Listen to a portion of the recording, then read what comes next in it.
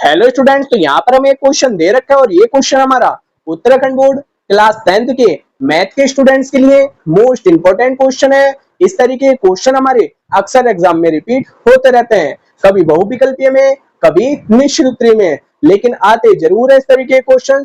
तो आपको इस तरीके के क्वेश्चन करने आने चाहिए। आप जिन स्टूडेंट को इस तरीके के क्वेश्चन करने आते हैं तो बहुत बढ़िया बात है। तो जिन स्टूडेंट्स को इस तरीके के क्वेश्चंस करने नहीं आते हैं तो वो टेंशन ना ले, उनको मैं इस वीडियो में बता दूंगा और आराम से आप भी इस तरीके के क्वेश्चंस को आराम से कर लेंगे।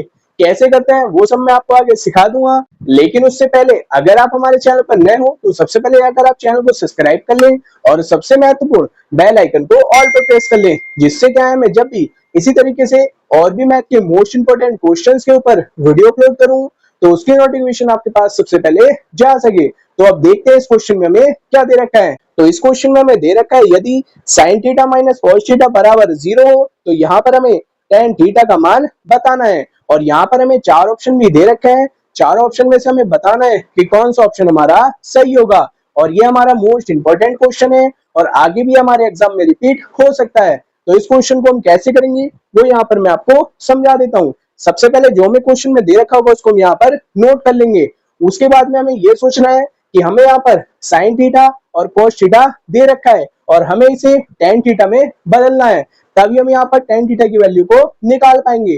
तो टेन थीटा में बदलने के लिए हम यहाँ पर क्या करेंगे, सबसे पहले जो हमें दे रखा था उसको हम यहाँ पर लिख लेंगे कि sine theta minus cos theta बराबर होगा 0। अब ये जो हमें यहाँ पर कॉस थीटा दे रखा था ये हमारा माइनस का था, तो इसको हम दूसरी साइड में ले जाएंगे तो ये हो जाएगा हमारा प्लस का। तो यहाँ पर हमारे पास आ जाएगा कि साइन थीटा बराबर होगा कॉस थीटा के। अब हमें यहाँ पर सोचना है कि हम यहाँ पर टेन थीटा कैसे बनाएं।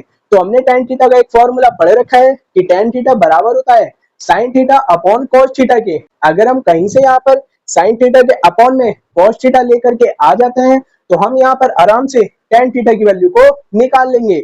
अब यहाँ पर आप किसी भी तरीके से समझ सकते हैं। आप ये सोच लो कि जो हमारे पास कॉस थीटा था उसको हम भाग में ले गए हैं, या फिर आप ऐसे समझ लो कि हमने दोनों पक्षों में कॉस थीटा से भाग कर दिया है। तो इस साइड में तो हो जाएगा हमारे पास sine theta upon cos theta और दूसरी साइड में कॉस थीटा से कॉस थीटा कट जाएगा एक बार, तो यहाँ पर आ जाएगा हमारे पास एक।